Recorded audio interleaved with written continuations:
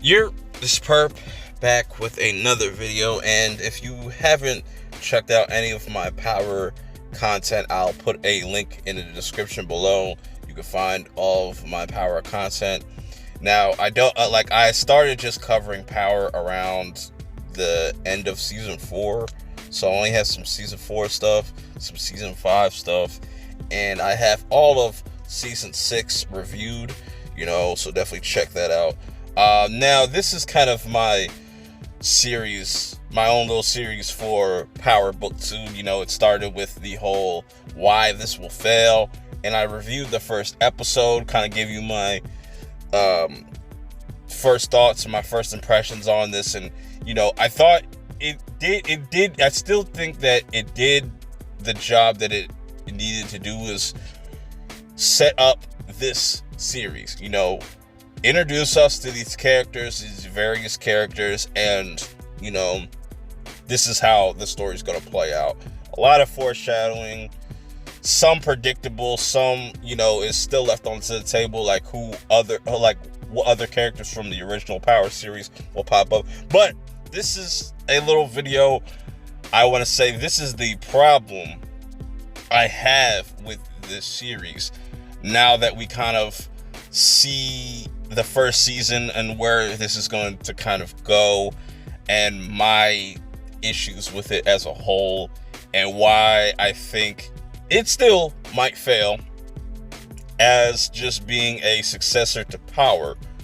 And I still don't think this will hurt book 3 when that comes out, because book 3 is a prequel, so that's going to be kind of detached from what's going on in the future of Power. But anyways, we have a lot of plot holes that were introduced in season 6 of Power that kind of just got swiped under the rug.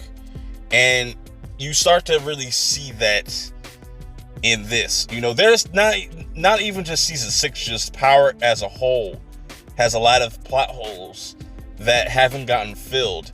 And you start to see this. The more you watch this first episode, you realize that the writers really don't care about your intelligence, And I'm not sitting here trying to say that if you like this, that you're a dumb person. I'm not going to say that. I never would say that. But they really dumbed down the series and made it something really mainstream. And I gotta give them credit, because they think they're slick, but I'm not falling for it. A lot of people are blown away or really excited about this series, but my issues with this are just, other than just this series being by Tariq, the whole premise to me still doesn't make any sense. It's really dumb and it feels forced. Other than that, it's just little things like, how did Ghost not know about, Mary J. Blige's family? They live in Queens. How does nobody know about these other factions or other groups of people? New York is a big place, but damn, how does not anybody know who Ghost is, or never met him, or come across him? It's a lot of questions. I have a lot of questions that I don't think they're going to be answered throughout this series. They're kind of just rushing it through, and it's essentially a cash grab. You could say that this series is a cash grab. Same thing with book 3, book 4, book 5. If they make a book 6 down the line with a female Yaz or something like that, Yaz is all grown up. If you were to ignore the timeline in which these events take place, then it won't bother you as much. But when you hear Courtney kept say, like, certain events take place 6 months, like this all takes place in 6 months. I don't know if it was season 6 that all took place in 6 months, or if it's the whole entire series. Because if that's the case, if the whole series takes place in 6 months, that absolutely makes no sense.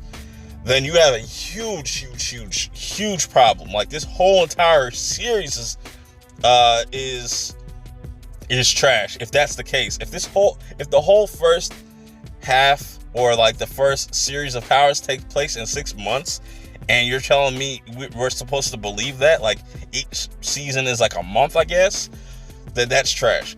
Even if the season 6, because I truly believe that it's just only season 6. I think it's only season 6 that's like, that takes place within 6 months. That's even a stretch too.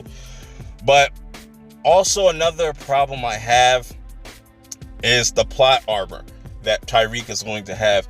It's going to seem like he's struggling, but you know, they're going to just give him what he wants within each season. You know what I'm saying? He might face some type of adversity like throughout the series, like with Mary J. Blige's family. They might definitely bump heads and it might get personal. Tariq might end up killing somebody from Monique's family. I think that's very possible. I think it's possible. I still think it's possible for like Brayden to break bad or possibly be a snitch and turn his back on Tariq. I mentioned all this in my review. I did kind of make some mistakes in my review, like with Davis McLean's character. I called him McQueen. You can see how I got them two mixed up. My brain was not on at that moment. It was kind of, well, anyways, this, like, when you start to really dissect and look at this first episode in season 6, you can't, they're doing this thing where they're trying to make you completely forget that this event happened or this happened to this person, and they want you to just really focus on Tariq and be like, no, this is the new Ghost. The old Ghost is gone. You know, he does not matter anymore. He's dead. You know, and I don't like that. I don't like that at all. You know, was Ghost a perfect person, James St. Patrick? No. But he was able to get his family out of certain situations.